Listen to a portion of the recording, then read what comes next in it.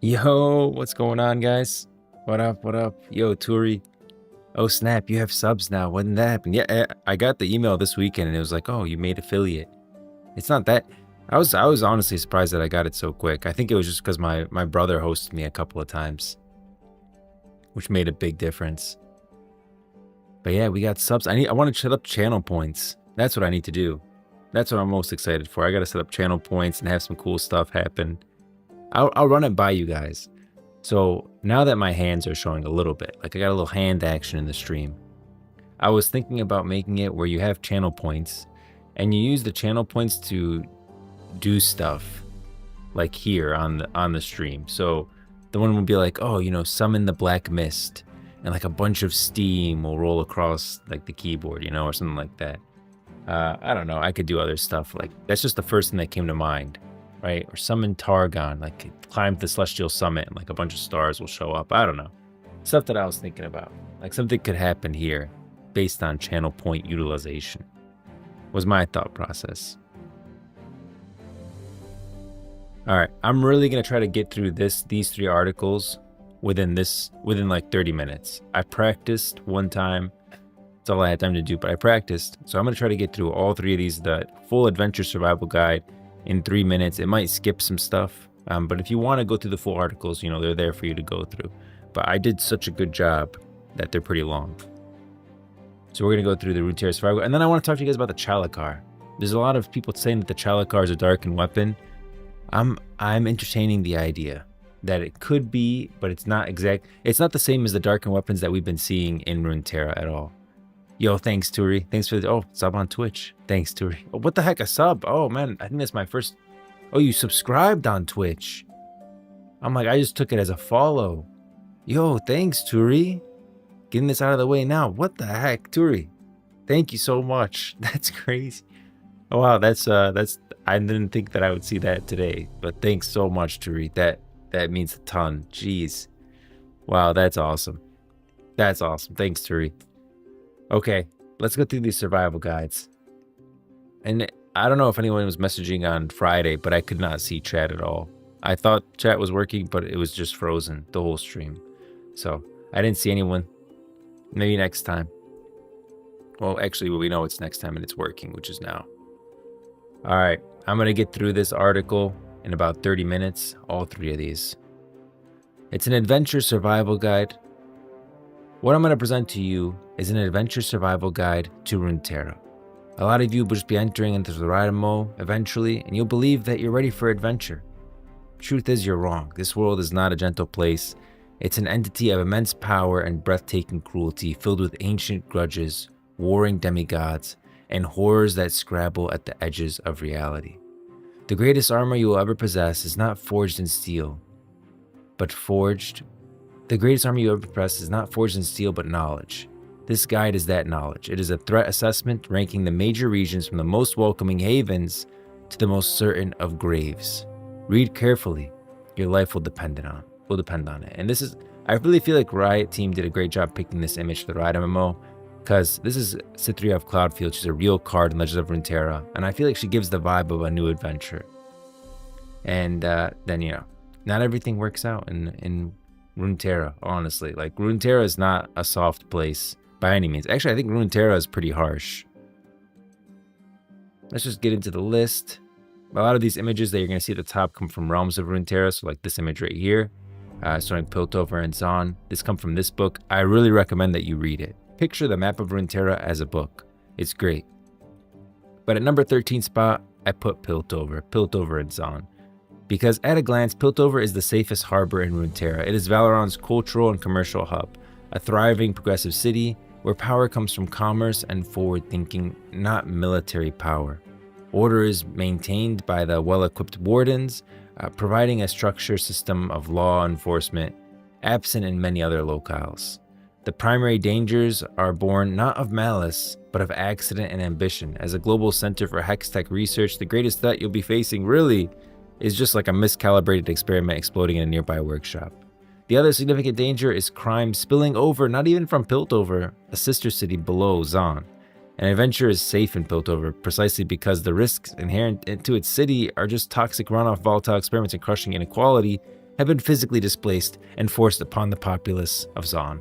So that's always good. You know, if you enter a city and every single problem you could ever have is just imposed upon another city, well, hey, then that city's pretty good and pretty safe. I really like this image because it shows you like how far of a stretch it is from Piltover to Zon. Which do you think will come first, Riot Shanghai or Riot HQ? The new MMORPG. I think the new MMORPG is going to come probably around the same time. The amount of work that game is going to take, the top-down, you know, Diablo-style game is going to take compared to the MMO is probably like 1/10 of the work. So they're starting later, but I think production-wise, it would probably finish in 2029 too. Hello, yo, what up, Owen? I really like this image, guys, a lot. So look, you start up Piltover up top, and you scroll all the way down. You start seeing like the couple different levels, the Introso level. Keep going down, and all the way down here, you see the sump. I thought this is just an awesome image. You scroll through it, it's so massive. Really cool image. So my adventurer's verdict for Zon is it's the ideal start, or Piltover, I'm sorry. My adventurer's verdict for Piltover is it's the ideal starting point. Your biggest risk is being swindled by a merchant clan or getting caught in a hextech blast. Just keep your coin purse secure and avoid any alleys that lead ever downward. And you should be good. Piltover is a safe place.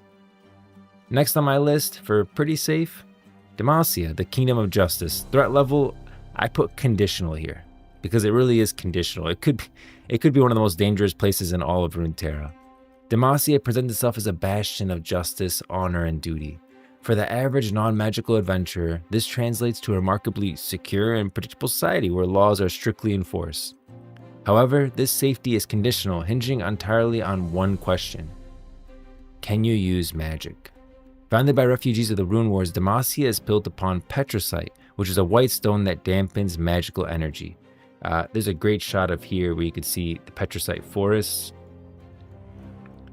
I like to show it over here because it's a little bit bigger than on my page. But yeah, look at the Petrocite forest, like it's massive. This is what they look like. This is what the Petrocite forest looks like in Demacia. Very nice, very white, and very harsh on mages. So founded by refugees of the Rune Wars, Demacia is built upon Petrocite, a white stone that dampens magical energy. This foundational fear has evolved into a brutal state policy. Magic is forbidden, and those born with it are hunted by the Mage Seekers. For any adventurer who wields magic, Demacia is not a sanctuary, it is a prison. The rigid ideology has plunged the nation into turmoil, fueling a burgeoning civil war led by the mage revolutionary Silas. And that's the biggest problem with Demacia. It's been twisted. Like their whole vision has been corrupted. Yo, what did I miss? Yo, what up, digital doctor? We're going through a adventure survival guide for Runeterra. This is for someone who doesn't know anything about Runeterra. I want them to go in and not end up lost and dead within 5 minutes. I don't want them to walk in and be like, oh, I'm gonna pick a starting zone. How about the Shadow Isles? And then they end up just a walking black mist for 5 expansions until we get there. That's not gonna be good. So I created a survival guide for new players. And so far we've gone through Piltover. I said Piltover is the safest. Not much to worry about there, okay? As long as you don't get caught in some like lab experiment explosion on the side, you're good. And then next up we got Demacia. The problem with Demacia is that it's been corrupted. Their vision of like the Rune Wars has been twisted over the years. I think definitely, in my opinion, and I don't even know if it's an opinion, I feel like it's pretty obvious, especially with the Mage Seeker, that this was corrupted by the Black Rose. Like the Mage Seeker organization has been corrupted from the inside. They twisted it where it used to be like a fear of the Rune Wars, fear of evil people wielding runes of destruction. They twisted that to a fear of magic in general. And that resulted in them literally imprisoning their own citizens out of this fear. And that's what led to the Silas, the Silas Revolution and the rebellion. If you go to like the Mage Seeker game,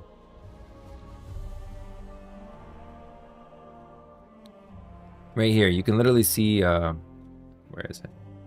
Morgana's vision of the past. She shows you in the game like the past. And like they found refuge from the Rune Wars. And they show mages helping build Demacia. You could see here, these are mages helping build Demacia. Magic was used for good in Demacia. A lot of people used it. It was a good thing.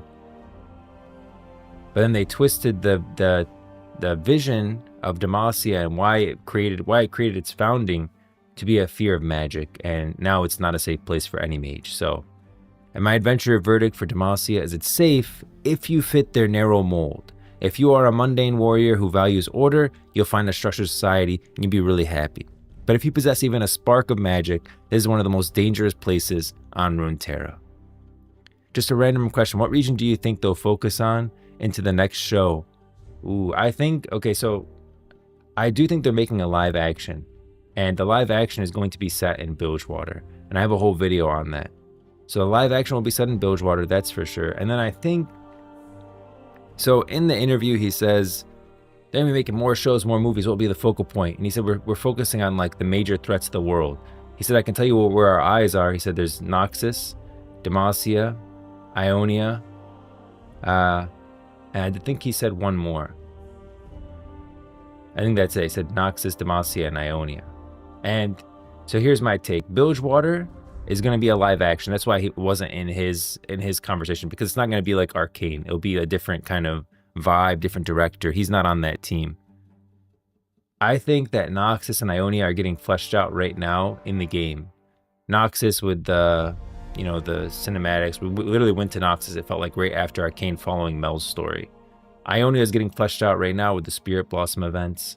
Out of the three, the place that we haven't explored yet is Demacia. And if you explore Demacia, I think Demacia is great. Because, for one, what made Arcane great was that it started on a grounded level of, like, organic stuff that people can understand. It didn't start out with freaking mages and Warwick and crazy stuff that a normal viewer would probably get turned off by. It started out with, like, a bunch of children running around Zon. You know what I mean? It started out simple. And that's the thing about Arcane that made it great, that pulled in the regular viewer. I think you can do the same thing with Demacia.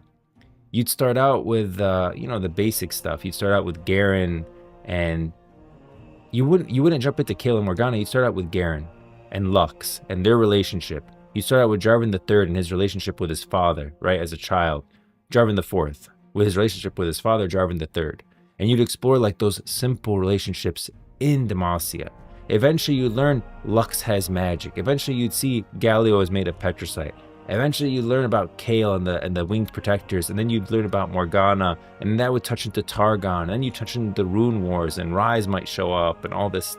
Then you could expand out. Silas shows up, he's in prison. Like, Demacia starts out very grounded in his simple stories, which is what made Arcane great and pulled in such a large viewer base. You can do the same thing with Demacia. And he literally mentioned in the interview that more focal points, he said Demacia, Noxus, and Ionia. And I think Noxus and Ionia are getting fleshed out right now. And so they're going to do Demacia. That's what I think. Aren't they filming? Yeah, so they are filming stuff in the Southeast Asia. That's not going to be like Arcane. I think it's going to be a live action for sure. That's what I think. I think it's going to be a live action.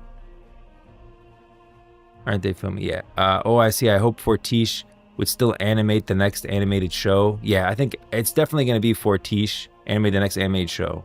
It's definitely going to be the same thing. I don't think they're going to change up that model. Yeah, I think Demacia would be a good one. Yeah. They're not going to change up that stuff. It's going to be Fortiche. It's going to be Arcane. It's just going to be in a different location.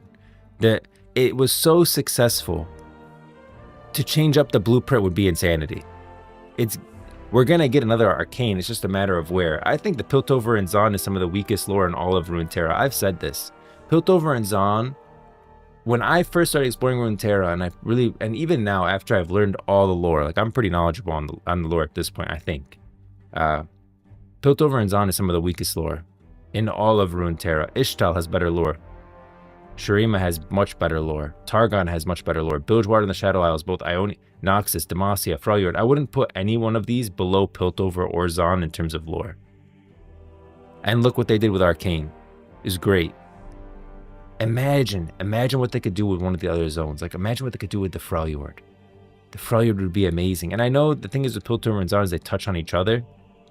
If you go to Demacia, you can bring in characters like Mel from Noxus, right? Tie in Noxian story, tie in some history, especially when they're little, when they're young. Maybe tie in Mbessa and Mbessa serving under Borum Darkwill. So there'd be familiar characters at the beginning because Demacia ties into Noxus. That's another reason why Demacia would be great. The only reason why I think it would be Demacia is that it's going to be the next animated show is because I think they're setting up Noxus and Ionia to be much bigger. Yeah, I think Noxus and Ionia are getting fleshed out right now. For it to be tied into a show as well, I think would be a lot. I think these are getting fleshed out currently in the game, and so we're gonna go somewhere else. Yeah, that's my take. That's where I think we'll end up. And then there's gonna be a live action for Bilgewater, which is another great place where you could start out with familiar trope pirates centered around misfortune as a child, and eventually you start introducing the freaking Black Mist and stuff, and you really explore that in season 2. Runeterra lore is so freaking good. Demacia, that's my take. Don't go there. If you're not a mage, Demacia is great. If you are, stay clear, please. Please save yourself. Save yourself. Don't do it. You'll end up in prison, drinking petricite. All right, I need an Ionian character here. There we go. Rakan, that's good. At number 11, I put Ionia, the first lands. Threat level is low to medium. Okay. This is, again, like the art from the book, Realms of Runeterra. I really recommend you read it. It's amazing. But do not be fooled by Ionia's breathtaking beauty. This massive archipelago, where the border between the material and spirit realm is thin, is a place of deep and subtle danger.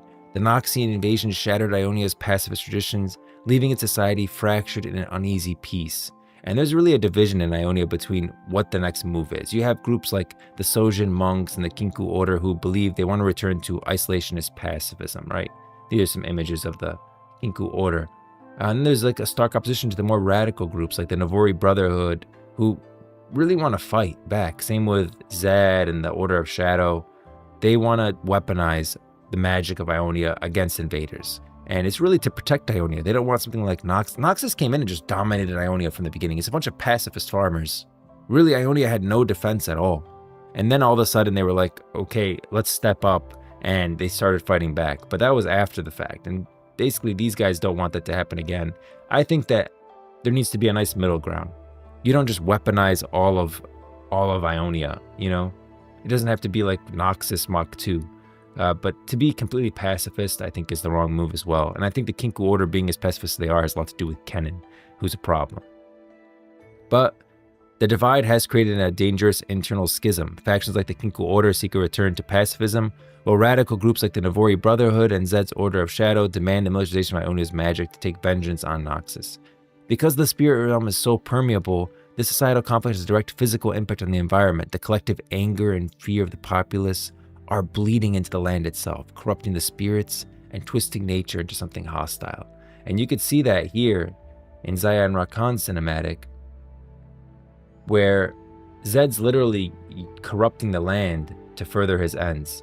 And then once he's defeated, he is defeated here by Zayan Rakan, you can see the land kind of return back to its old ways. Which is really good because the Vastaya are running out of a species. They're basically going extinct because their power really comes from the forest. And when the forest dies, the Vastaya die. Their power weakens, and that's part of the reason why they can't have kids anymore. But yeah. Another thing that I did want to talk about is that there's a ton of demons in Ionia, which definitely adds to the danger. You can see, like, they're pretty deceptive. Yasuo has no idea that he's talking to a demon right here.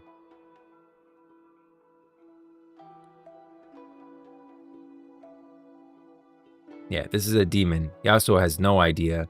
I think it is a demon of regret, really. It feeds on regret.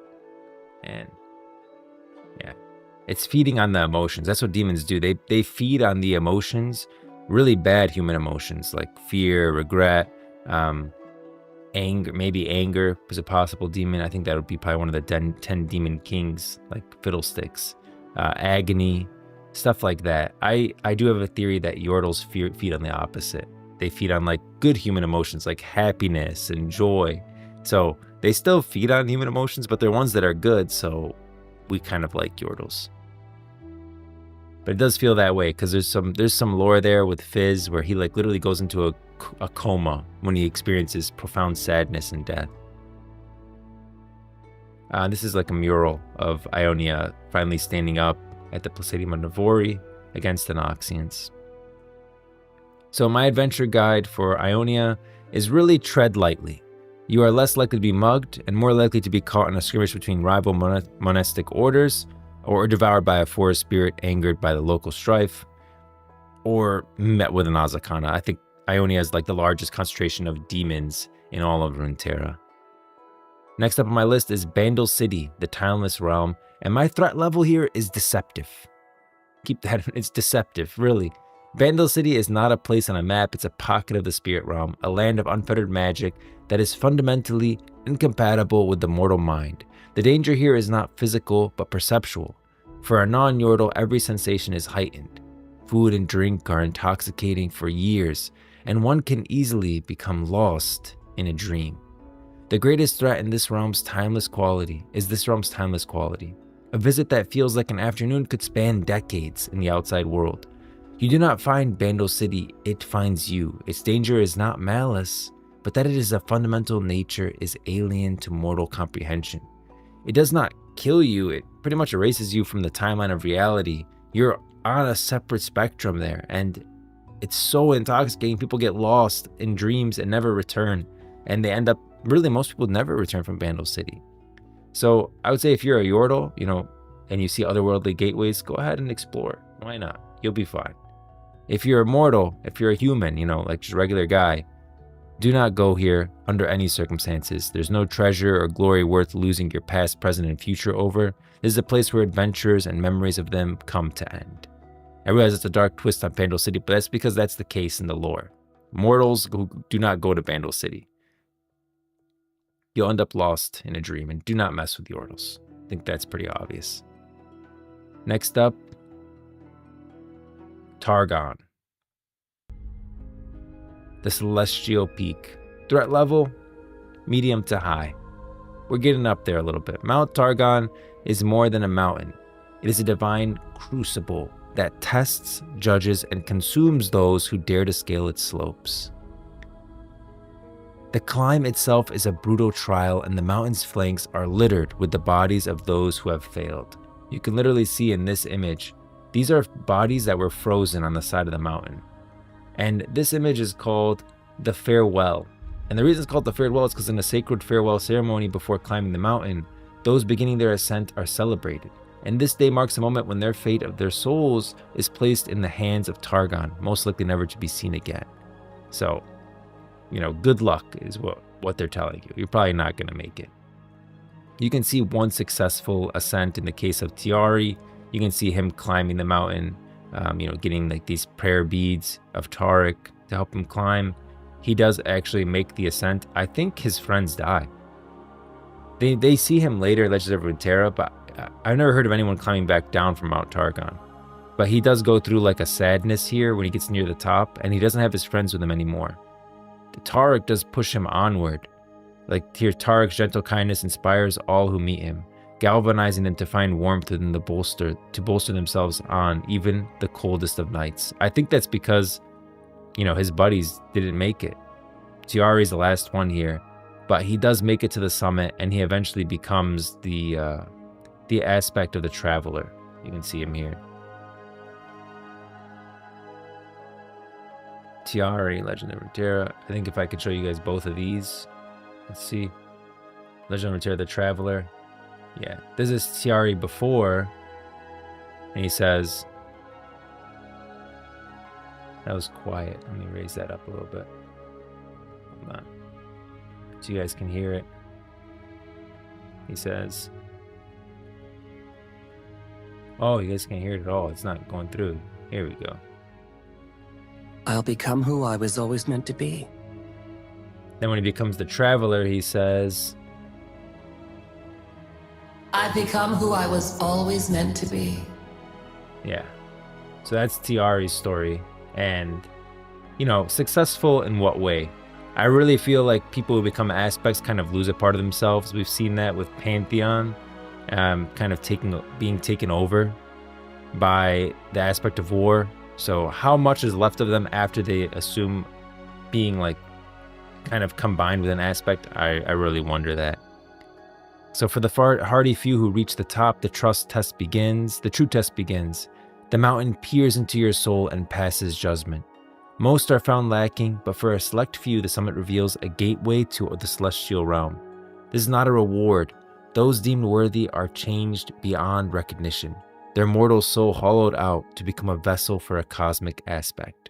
You either die on the slopes or are rejected at the peak, or win by ceasing to exist as an individual, by, you know, being merged with an aspect. There's also the Solari on Mount Targon and Lunari. These are some pictures of them. They are warring factions. Solari worship the sun, Lunari worship the moon, and they disagree on what's the most powerful. Really, these are the two sisters, Leona and Diana, fused with these two sisters. Leona, obviously, the aspect of the sun, and Diana, aspect of the moon, the silver sister. And literally, the Hymen of the Hours says, though both were formed of cosmic light, they fought for they were two alike. And so these two split night from day, so each could always have their way. So the feud between the Solari and the Lunari really stems from these aspects, from the golden and silver sister not liking each other. So it's like a sister feud that spread all the way into the people of Targon. So how good can these people be imposing their own problems on regular people in Targon? Just my 2 cents. My adventure's verdict. Climb at your own soul's peril. The mountain does not care about your goals. It is a test with only one passing grade. Self-annihilation. Hey, hope everyone is doing well. Yo, what up, individual? Next up. Oh, we got to go to the next article. Good, we're doing good. I'm getting through it. Bilgewater. Bilgewater number 8. Threat level here, high. Hi. Welcome to Bilgewater, the festering heart of piracy.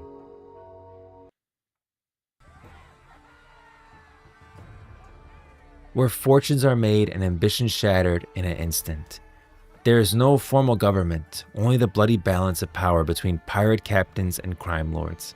Violence is the primary language, and careless travelers often end their mornings floating in the harbor with their throats slit and their wallets emptied.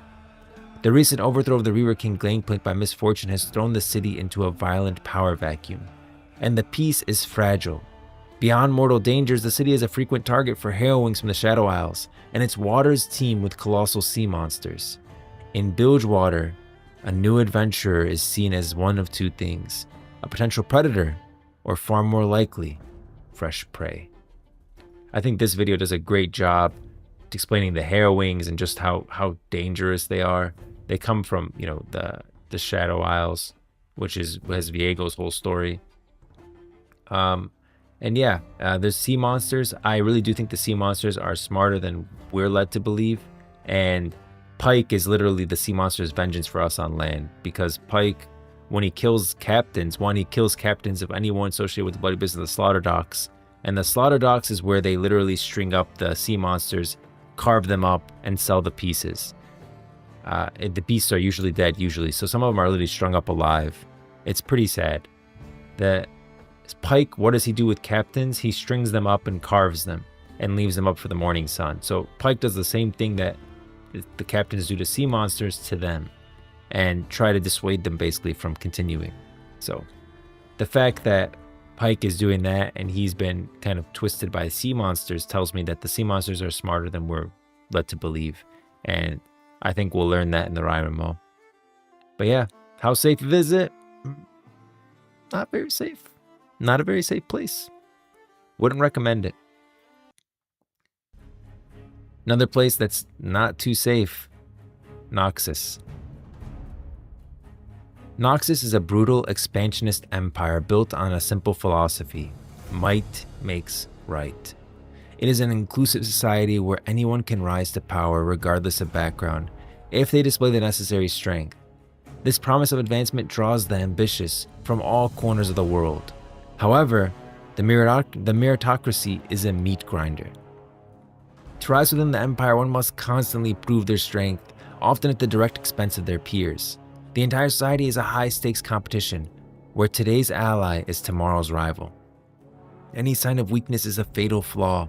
An adventurer here is competing with every other citizen for the very right to exist and advance. I mean, these people just fight for fun, okay? You gotta understand, Noxus, might makes right. I really mean that. Like, if you're powerful, that's how you gain respect, and if you're not, you end up dead. It's like, picture Bilgewater, except what makes you weak is what kills you, rather than, you know, your coin purse or something like that. You can see something really great here, I feel, is like this is like a Nox Crya arena where they do battle and just literally fight to the death. These are gladiators. They're praised in Noxus. And some people just enter the arenas like, okay, there's gladiators here. Some of them are slaves from wars. For example, the Minotaurs a lot of times are used as fodder almost in these gladiatorial events. But you have like characters like wow, how am I not remembering his name? Draven? Yeah, Draven. What the heck, man? Draven. Characters like Draven who literally just fight, you know, for fun, for sport in the arenas. So it's a violent place, is what it is. There's also the Black Rose. I wouldn't recommend you mess with them. Here's the Nox Crya arena.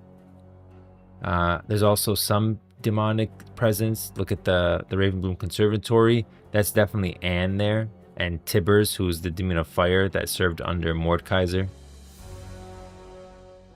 Yeah, there's the Trifarian training pits. At my command, you will fight. If you kill your sparring partner, find another. If you fall, then die knowing your death made Noxus stronger. Trifarian soldiers, begin. This is literally a fight to the death, and within its own army, within its own ranks, to try to grow stronger. Insanity. Next up, Shurima. Threat level also high. Shurima is a continent-sized graveyard, a vast desert haunted by the ghosts of its fallen glory. The most immediate threat is the environment. Survival is a daily struggle against heat, thirst, and starvation.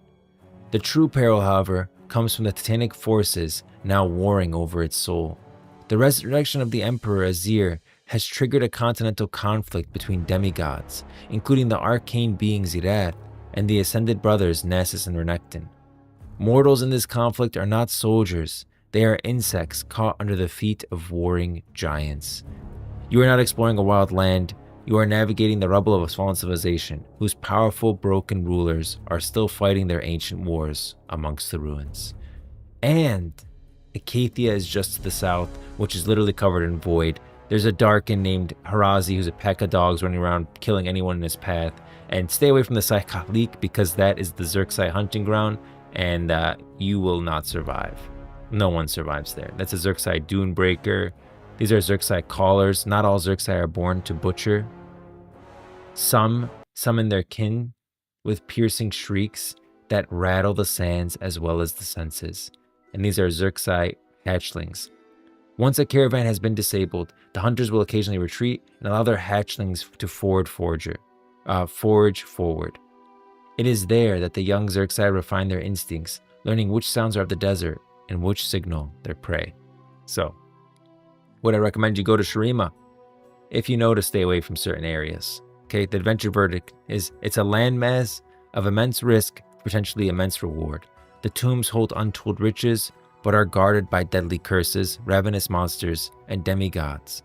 Bring a great deal of water. It is a desert. Next up, Zaun. Threat level, very freaking high.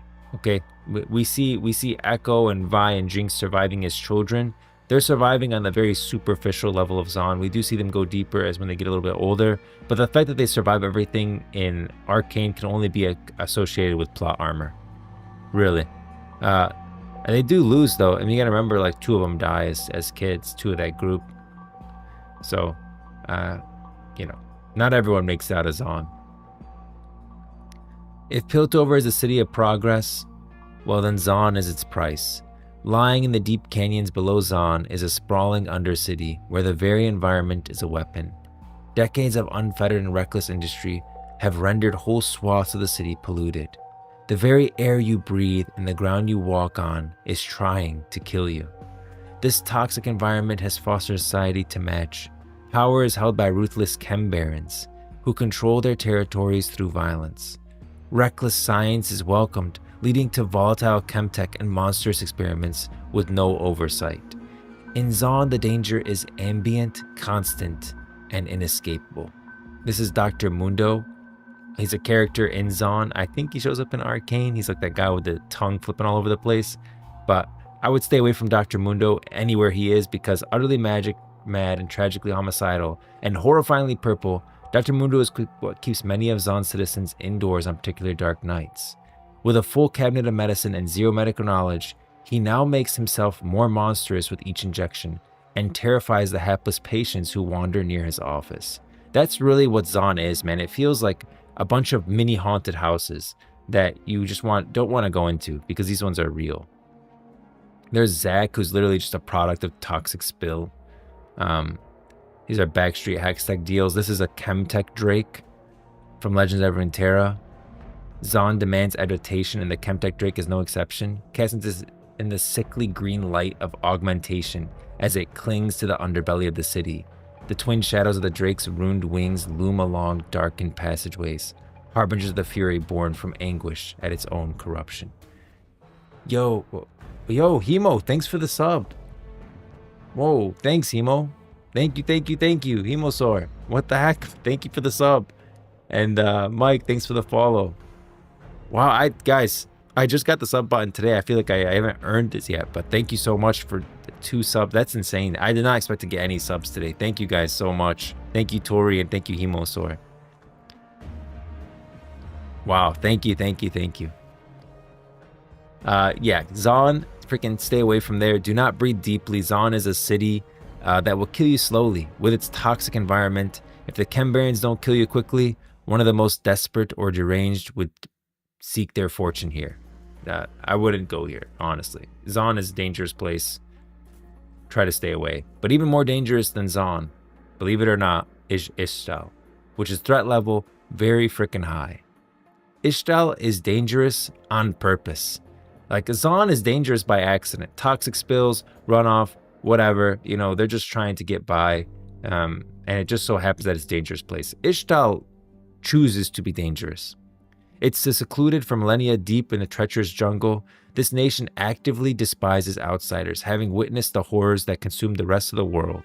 The Ishtali use their powerful elemental magic to enforce an aggressive policy of absolute isolation. The historical record is littered with ghosts of countless intruders who vanished without a trace. The jungle environment itself is a weapon, a verdant death trap of carnivorous flora and monstrous beasts that the Astali elementalists can manipulate at will. An adventurer entering this jungle is not viewed as a traveler. They are seen as a pathogen, a contamination to be purged. That's the truth about Ishtal. These people do not tolerate outsiders, and literally to the south, Zira pretty much controls this whole area, which is a living plant that will eat you alive. Literally. I think if we go here, you can see kind of the remnants of this story. Yeah, who needs a map? No, not this one. Conquerors for Glory. This is one of the stories of Noxus. They start out here in near the Immortal Bastion.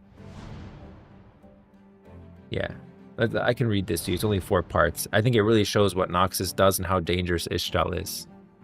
The jungle of Shurima are a frontier that the most ambitious generals would dearly love to claim for Noxus. Follow the expedition of Commander Yasard Tomari aboard the frigate Ardentuous as she attempts to carve out her place in the annals of history. Literally, Noxus says, hey, you want to make a name for yourself? You want to grow quickly in Noxus? Well, why don't you go ahead and go conquer Ishtal for us? And we'll put you freaking up there right with Borum Darkwill, and you'll be serving to the right hand of Swain, you know? Like, it's a big deal. Having petitioned Noxian High Command no fewer than 7 times, Fleet Officer Tamari is finally summoned to the capital to receive commission of her own. And the reason Tamari is doing this is because she believes that she deserves it. Like, she sees herself as very successful. Like, I did this, I did that, I'm great, I deserve recognition. That's why Tamari does this. She keeps petitioning. She petitioned 7 times, Commander, no fewer than 7 times. That's not a good thing. Noxus doesn't look at that as a good thing. That looks at that as like, you're out for yourself and you're just seeking, you know, your own glory. Like, we know what you're worth. Like, if you want to have your worth proven, prove it with actions, not by petitioning 7 times. Tamari oversees her vessel's final preparation before learning that the expedition is to be joined by the renowned reckoning beast hunter Neander Orgelin.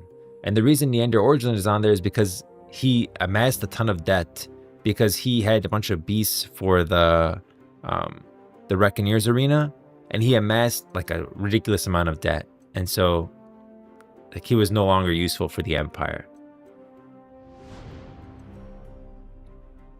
After many days at sea, the adventuress enters the Serpentine Delta. This is Tamari's first real glimpse of the wilderness that awaits her and her crew. That's right here, the Serpentine Delta. They take this path in. The jungle does not treat foreign invaders kindly. Unable to find their bearings on any quarry for the beast hunters, the Noxians' morale and discipline begins to falter. And then they die, horribly, by beasts of prey and animals in general, and literally the jungle itself. It's crazy how it happens. I recommend you guys read the story, or I literally did a reading of the story. I did my best. It was like one of my earlier videos, but you could check it out. Yeah, I go through the whole one. But then there's also elemental drakes. So Ishtal, not a safe place. My adventure's verdict, a death sentence, unless you have an express invitation from the ruling caste, which you will not get. Your expedition will end in an unmarked, vine-choked grave. That's Ishtal. But even more dangerous than Ishtal. Even more dangerous, guys, than Ishtal. We're in the top 3 now. The Freljord. The Freljord is a land defined by a singular, brutal truth. Survival. It is a frozen, war-torn wasteland where you face a layered death trap. The environment, near constant winter, is a lethal threat that can claim the unprepared in minutes. The people, the land is locked in a bitter 3-way civil war between the 3 tribes. Ash, Sejuani, and the mysterious Lysandra are their leaders. So there's Ash, the leaders of the Avarosans, Sejuani is the leaders of the Winter Claw, and Lysandra leads the Frost Guard. So 3-way rivalry and an ancient evil. Lysandra's Frost Guard are not just a tribe, they are the jailers of the Watchers, horrific entities from the void, trapped in true ice. The civil war threatens to weaken their prison, dooming all of Runeterra. The Freljord presents lethal threats on every possible scale simultaneously: personal, freezing to death; political, dying in a war; and existential, being erased by the void. This ice is already weakening. We see it in the story, the Eye in the Abyss. That's literally an image of the Eye in the Abyss. You can see the pillars there. Look at this. I love this image, holding back the darkness. Oh, I want to read this to you guys too. Warriors of the Keeper's Lodge diligently patrol the locations of some of the largest known Watchers. This particular beast is known as the Pierce Eye, ever since it was skewered with titanic mortis stones dropped from the fortress high above. And this is holding back the darkness. At key points throughout the Howling Abyss, gigantic spiked barricades of stone and iron were set into the walls by the Frost Guard many thousands of years ago. One day when the Watchers reawaken, these meager defenses may buy some precious time for those above to prepare for the final battle. And by final battle, they mean like the end of the world. If the Watchers escape, we're pretty doomed. My region, I don't mind if it's dangerous. Hey, I will say this, Freljord is my favorite. It probably is my favorite zone in all of Runeterra. It's got the best lore. You've got Ornn, you've got Volibear. I do think Sejuani and Ash have something to do with the 3 sisters. Like Ash maybe truly has, she definitely has some ties to Avarosa. I mean, her bow radiates against her back to help her make decisions. So there's some connection there. It's rumored that they're reincarnations of Cyrilda and Avarosa. The Frost Guard, I think, are great. Lysandra's a great villain because, like, her goal isn't really bad. Like, it's to keep the Watchers in check. She did make a mistake, but she seeks to atone for it by keeping the Watchers imprisoned and she's trying to save all of Runeterra from the void. But like, she's clearly a bad character because of how she goes about doing it. Bad for the right reasons is Lysandra, at least now. There's a ton of great story there. That's why Song of Nunu is my favorite Riot Forge game. If you've ever played Song of Nunu, I would recommend that. Yeah, the Frost Guard, the freaking Iceborn are great. The trolls with Trundle. There's not a lot to hate about Freljord. The freaking Howling Abyss, yeah, it's an easy zone to love, but it is a dangerous one. But even more dangerous than the Freljord, number 2 spot, the Shadow Isles, the Land of the Dam. Threat level, extreme. The Shadow Isles are not a place, they are a malevolent curse. Once the beautiful Blessed Isles, a magical cataclysm called the Ruination shattered the veil between life and death, transforming this into a realm of eternal nightmare, shrouded in the soul-devouring black mist. You can see this is when the Blessed Isles became the Shadow Isles. That's his wife, Isolde. He put her in the Blessed Waters. They told him not to. And she awoke a violent wraith and wrung him through with his sword, Soul Render. And the problem is that Soul Render would like try to basically break his soul, consume his soul, but then the Blessed Waters was also healing him. And that's what locked this whole area in undeath. Yeah, and you can see this, boom. And now, 1,000 years later,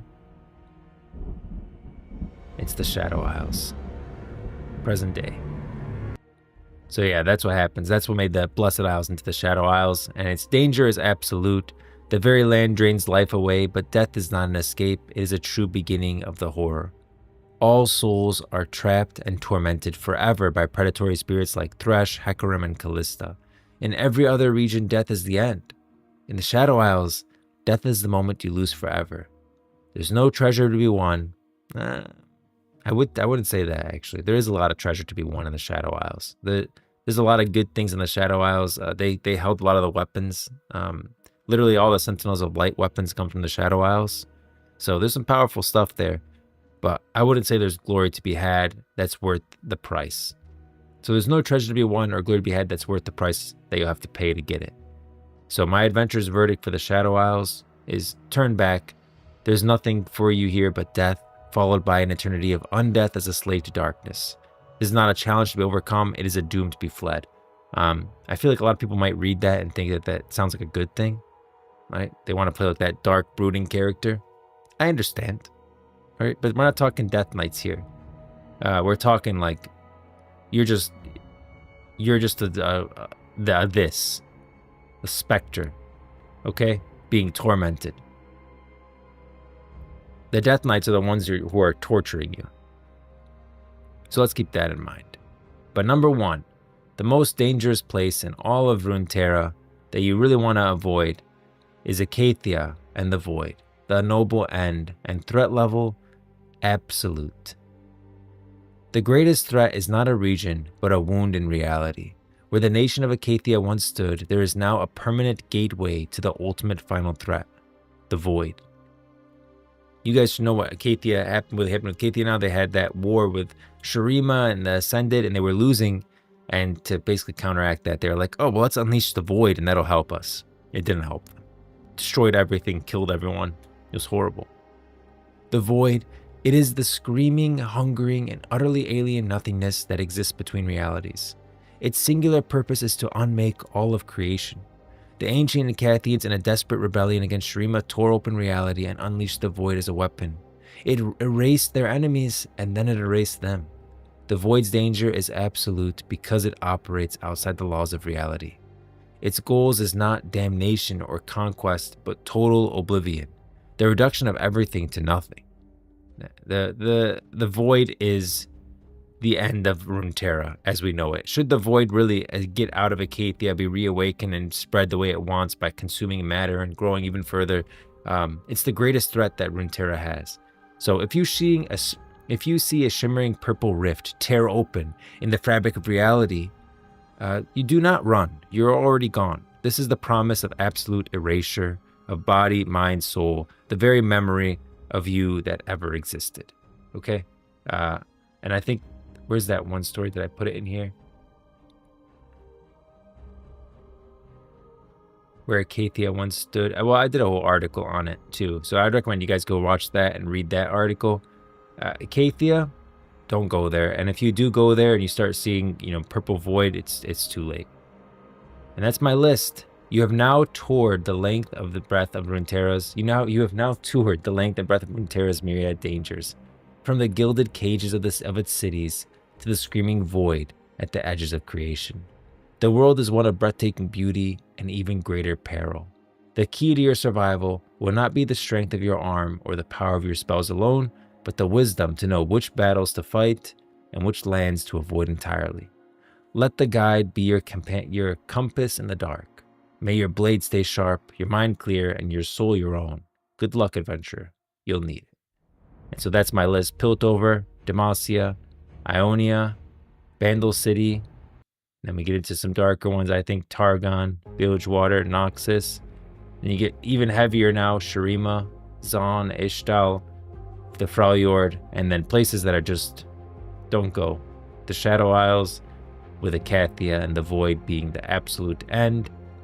Nothing that wishes to exist. Yo, wasn't able to make the streams last week. Yo, what up, Como? It's all good. That's my list. Okay, now I really want to talk to you guys about this. Let me pull up the Riot game because I want to talk to you guys about the Chalicar. There's so much talk around the Chalicar and what it is, and is it a Darkin weapon? Isn't it a Darkin weapon? Like, isn't it or is it? I don't know. Well, we're gonna pull up the short story right now. I'm gonna pull up the actual game so we can pull up the image that I'm talking about. Let me pull it up here. And I think Sivir is in Wild Rift.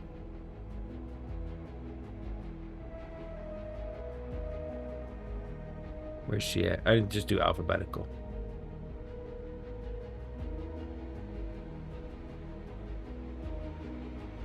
Where's she at? I know she's in here. There she is. Sivir.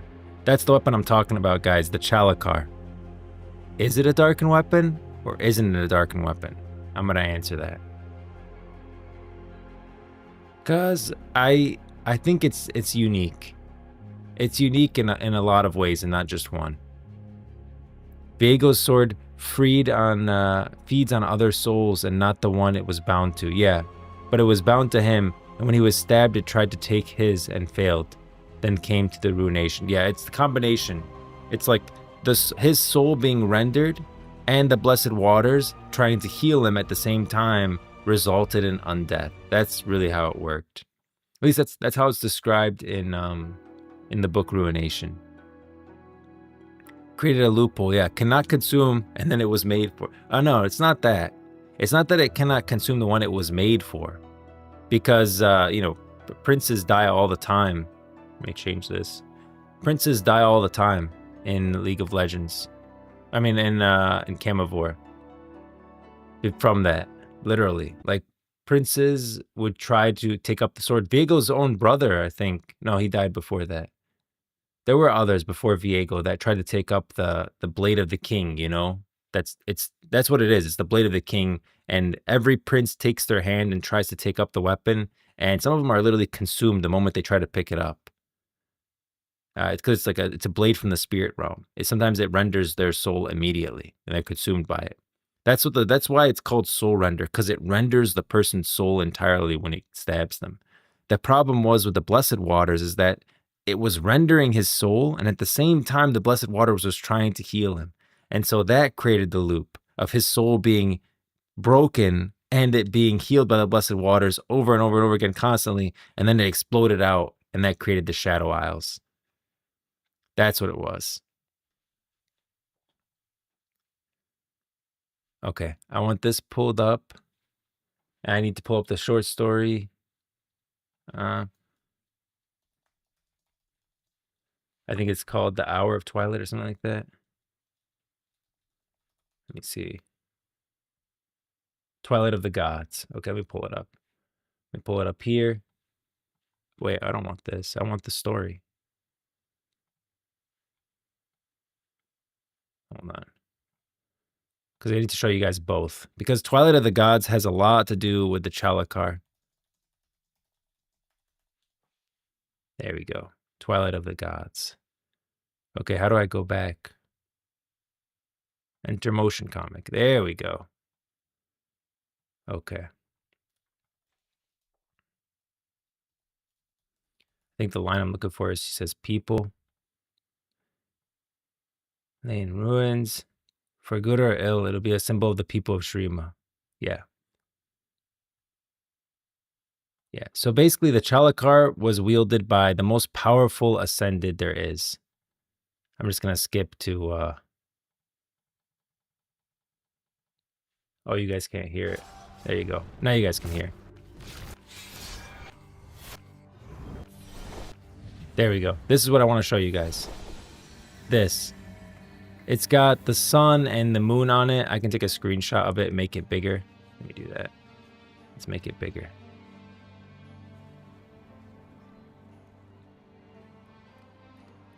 Okay. You guys can see it has like the sun on the top side, the moon on the bottom side with the Chalicar in the middle.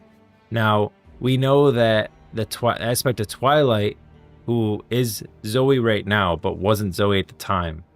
So if you look at Zoe right now, this is how the aspect of Twilight always looks. Like with the one eye of Twilight, the one eye of Blue, with the key around her back. That key is very important.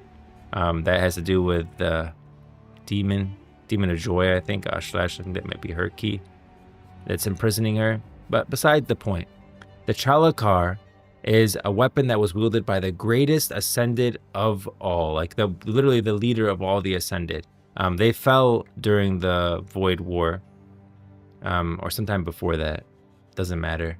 They fell, and the Chalicar was left behind. And whoever wields the Chalicar is like considered, the leader of the Ascended in a lot of way. It's like a symbol, very powerful symbol. And so the thing is that all the Ascended were imprisoned. Maybe I want to do this tomorrow, because I want to have this up, and I want to have it done right, and I want to have my notes like exactly from where I can copy and paste this. I might make it an article. If you live through this night, you will greet the dawn free when the sunrise. That's not the piece I'm looking for. Part. Her hands were inside him, and Tanari felt his heart being cut away, felt it being lifted from the cage of his cloven ribs, yet still he lived. They ripped out Tanari's heart, the previous aspect of Twilight, who Tanari was a Darkin. They ripped out his heart, and then Idmishi said, handing off Tanari's heart, take this and the Chalicar to your weaponsmith. We will need to take a different approach in dealing with the rest of the Darkin. She's like, Misha paused. What was the old word? She snapped her fingers. Ah, yes, that's the Darkin. So, this is like the first Darkin imprisonment of all. And so, somehow, like they took his heart and then they used it with the Chalicar. And I'm going to make this a good article for tomorrow. I don't think I want to go through this yet, because I want to have it perfectly laid out. Because I feel like I need to explain who Tanari is a little bit more and why they're in this situation. So, we'll save it for tomorrow. Let's do a little bit of viewer games. Let's play some Doombots. I'm going to switch titles. If anyone wants to play Doombots, let me know, and we'll feel free to get in the game. You guys are welcome. I'll add anyone that wants to play.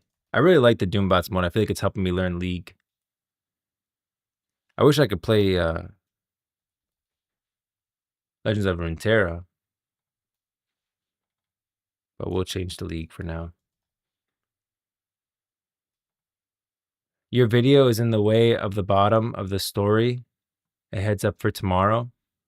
Oh yeah, I gotta think about that. I will keep that in mind for tomorrow. Yeah, let me know what you guys think about the idea too for channel points. Like you can summon in, I'm thinking like you summon the Black Mist, right? Like a channel point, it's like summon the Black Mist and then some mist will roll across the keyboard or something like that. Not like animated, I'll actually get like a fog machine. Or like, something will happen with lights, like, oh, as someone climb the peak of Mount Targon and some lights will show up or something like that. I think that could be cool. Twilight of the Gods is a great read. Yeah, I'm gonna do a full article on that tomorrow, and I'll explain what my thoughts are on the Chalicar and why this is it a Darkin weapon or isn't it? It's hard to tell, and even if it is, it's pretty unique. Just look at Sivir, right? Is Sivir seem like she's possessed by a Darkin like every other Darkin weapon? It doesn't. It seems like Sivir just gets a lot of power from it, right? She's pretty powerful with it, using the Chalicar.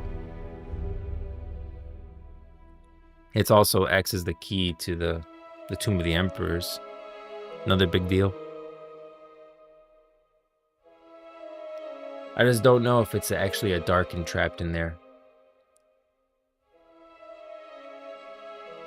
She even says we need to find another way. Find another way to deal with the other Darkin. I really like this mode, by the way. Doombots.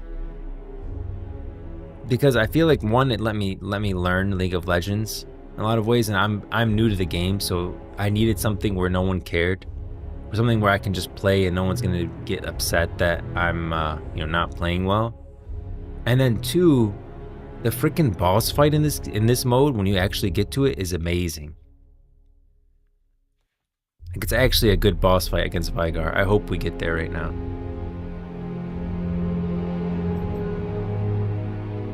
Doombot's blind. Did I pick the wrong one? Doombot's blind 5v5. I think I picked the right one. I think someone commented on my level before. Yeah, that's how you know I'm actually a new player.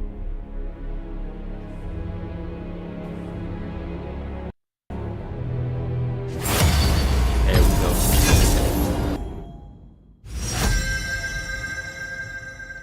Okay, I played Aurelion Sol. I played Brand. I really liked Aurelion Sol.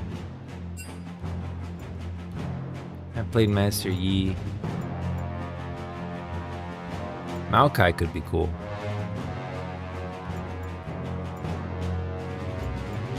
I want to do some damage though. He does a lot of damage. Udyr's cool. Vel'Koz I played. Rek'Sai I played. Ooh, Nefiri. I kind of want to try Nefiri. Is Nefiri good? Darkin daggers. We are more. Nefiri spawns pack mates that attack the targets of her attacks and abilities. Nefiri heals up to 2 daggers, each inflicting bleed. Or inflicting bonuses to targets already bleeding. Pack mates leap to attack the first champion or monster hit by the skill. The call of the pack. Nefari becomes untargetable and empowers her pack, spawning additional pack mates and gaining increased movement speed and attack damage. What does that mean? Nefiri becomes untargetable. Does that mean I can still be hit by like AoE skill shots, but I can't be just like click abilities? Dashes and damage the enemy. Dashes at a champion. She's good? Okay. We gonna give her a shot. Oh, that's my WebStorm. I use WebStorm. That's what I use to create the website. I like the JetBrain IDs.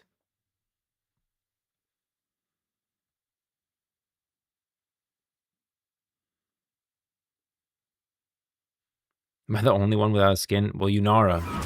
But, I mean, Yunara's a new champion, so many people have skins for her. Get one of each. Oh,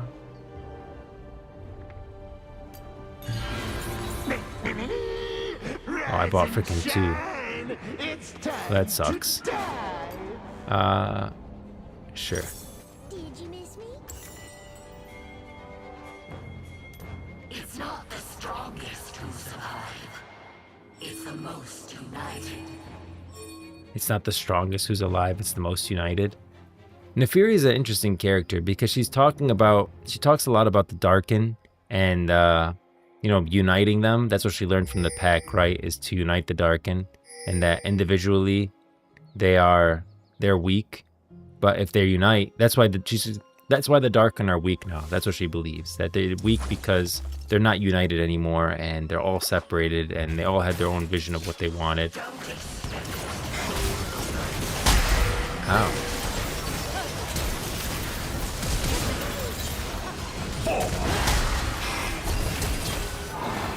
No.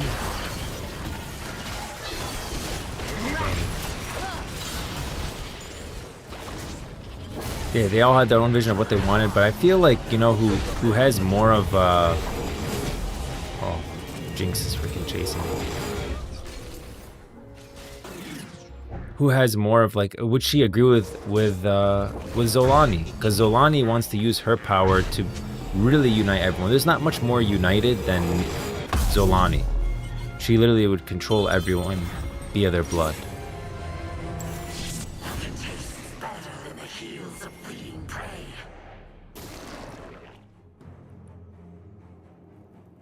That's the only confusing part about Neferi for me and her lore.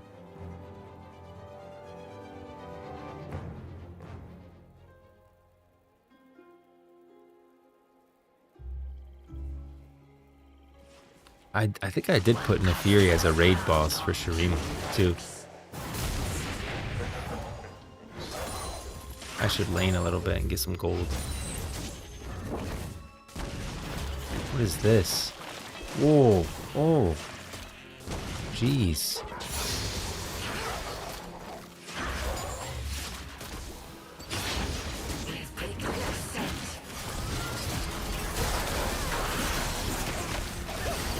Come on. I'm just gonna... Oh. I still don't know what this E does. Neferi surges forward, dealing frequently explodes in a flurry. Then explodes in a flurry of blades. Packmates become untargetable.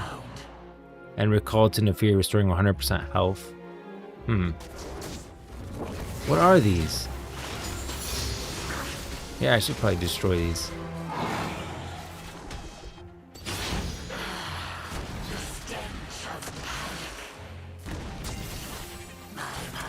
Oh shoot, I need to get out of here. No, no, no. Heal. She's chasing me. Oh, she's chasing me hard. No!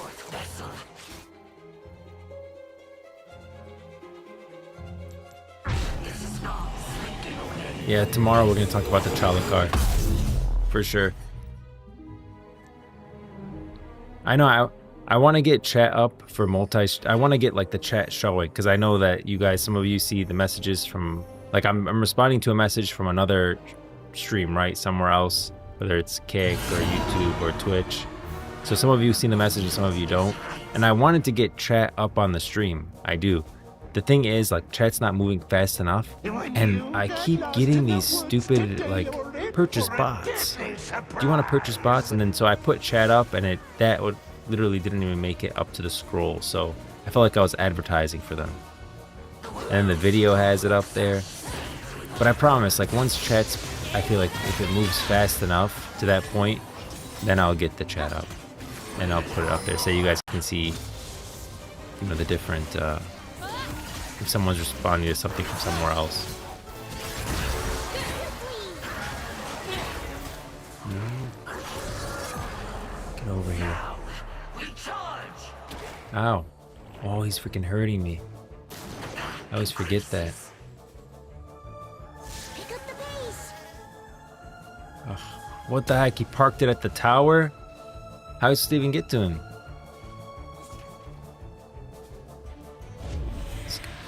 This guy's a problem.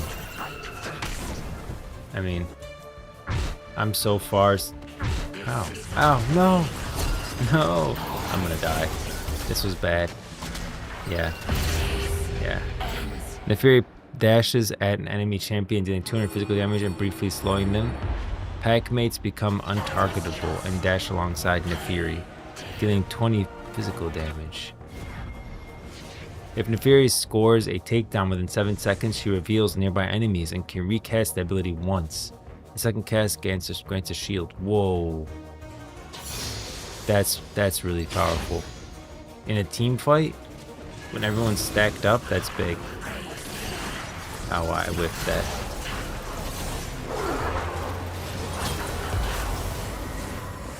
Oh. I need to get out of here. I need to get out of here. Oh my gosh.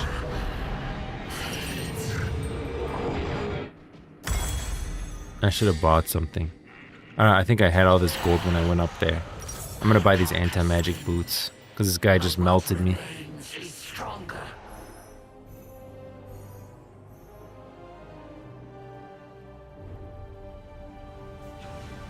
Well, he used everything, so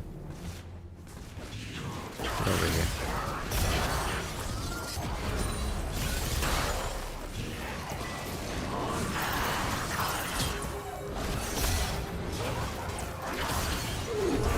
Okay, I need to get back.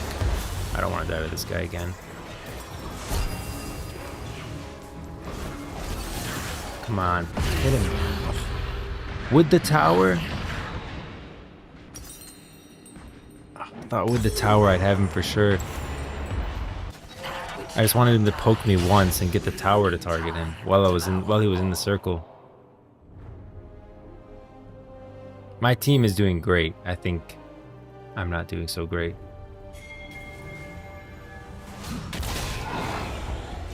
Oh, okay, get me out. I'm not about to do a 2v1. I'm not ready.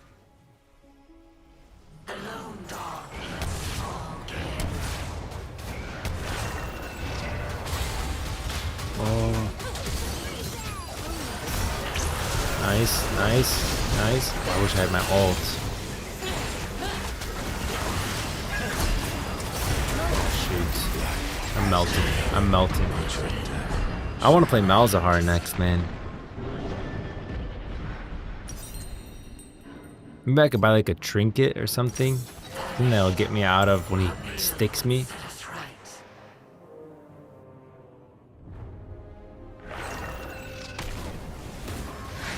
Ooh. Ooh. Get over here. They're miles apart. No, no, no. Don't want to get away. Oh. This tower is doing great. This tower did great things.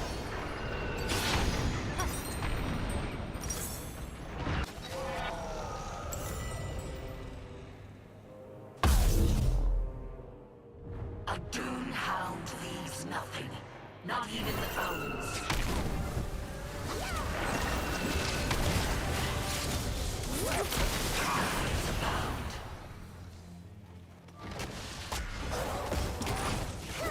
Man, this Maokai skin is awesome.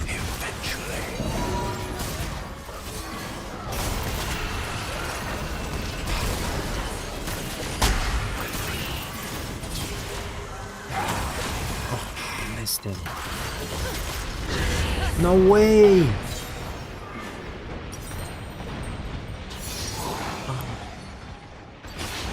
How'd I... This guy freaking still got me.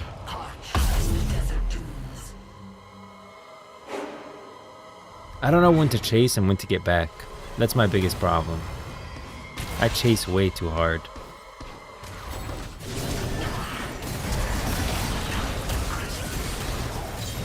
Nice. Oh, whoa, whoa, there's two. Oh, let's go for this person first. Oh, shit. Nice. I think... Wasn't there another person? We killed them both?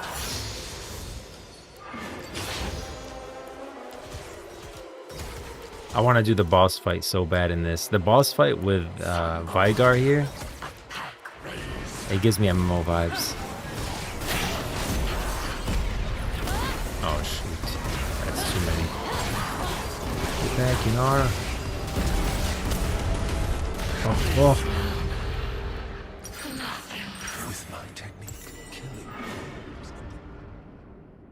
One thing I will say, I can't tell what's a player's ability, like what's an ability that they're using, and what's one of Vigar's curses. We must bite the hand that struck us.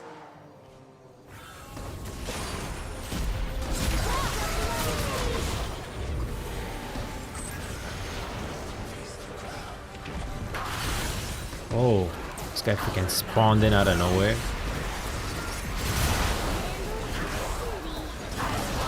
Oh shoot.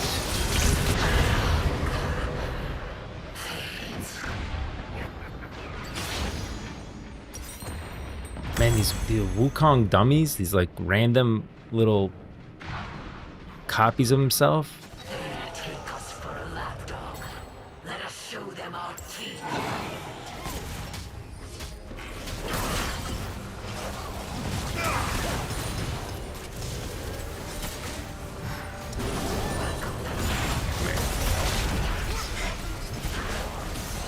Hit her with one of these, hit her with one of these. Coordination, not chaos. The Fury is fun to play. I feel like no one can get away from me. I'm not playing it right, but even right now, I feel like if I'm chasing someone, you're not going to get away. If I want to stay on top of you, I'm staying on top of you. Ow. That can hurt. Well.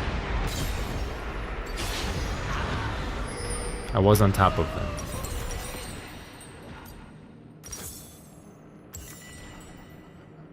I should probably have bought something defensive. They think us beaten, but we've got their scent now.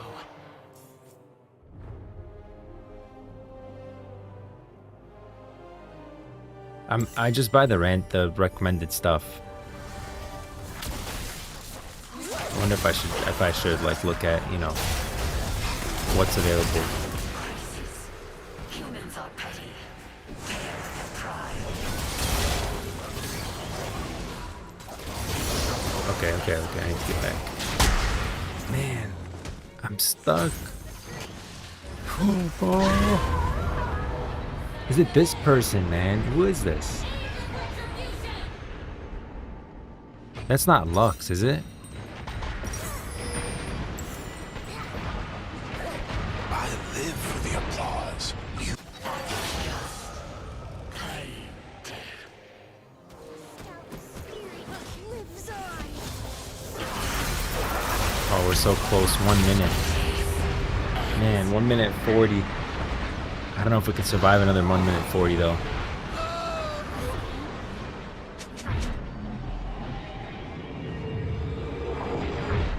Wukong seems really powerful. If anything, just for confusing the heck out of me. Probably people are annoyed with my dogs too. I mean, I've got a ton of dogs here.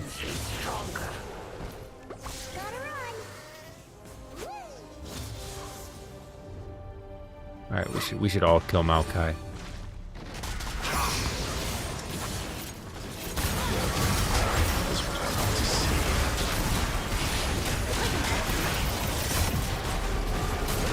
Oh, it worked. Yeah, I got the shield.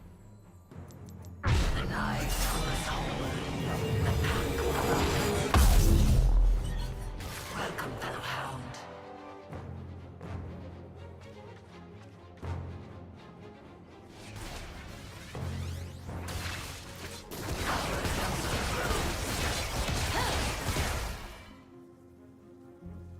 Okay, we actually will survive. There's no way we lose 36 seconds. They could be on the... Well, maybe not on it, but... on the base. Whoa, who is this?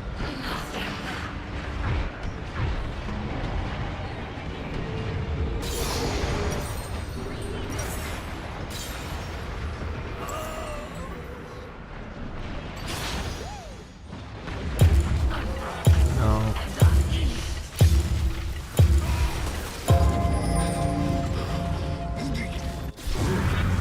Nice. Okay. I love this fight.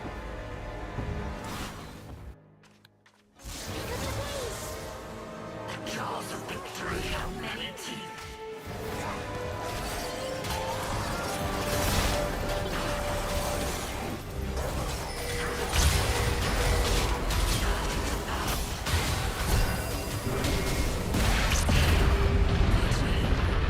What is everyone fighting? I felt like I was 1v3 there. I was 1v3. I would rather fight them with the tower up than back here by the base. In time, What? Oh, okay, okay. I remember this.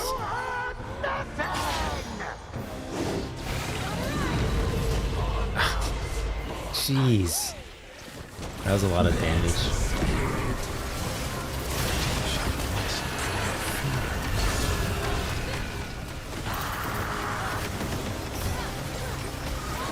Alright, I got a shield here. Why do I always feel like I have to run through that? I can just follow it around. That was dumb of me.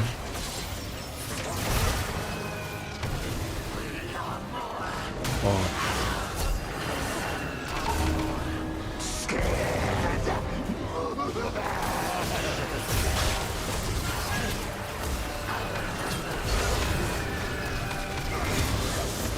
Okay, missiles.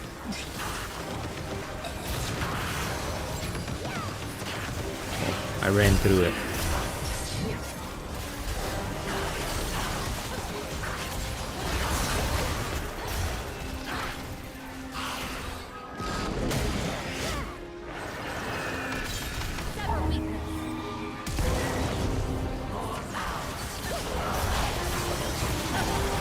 Is there any kind of reward for beating this like a few times, or beating it on a harder mode? Or is it just good, like, I mean, at least I'm getting good practice, but... Oh, shoot. I should have ran behind her. That was dumb. I took every single missile she had to the face. That was dumb.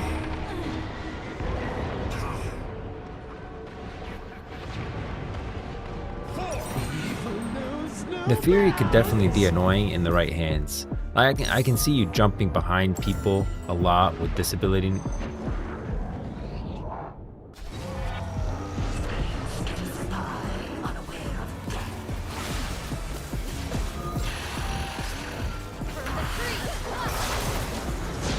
Oh shoot, get me in there.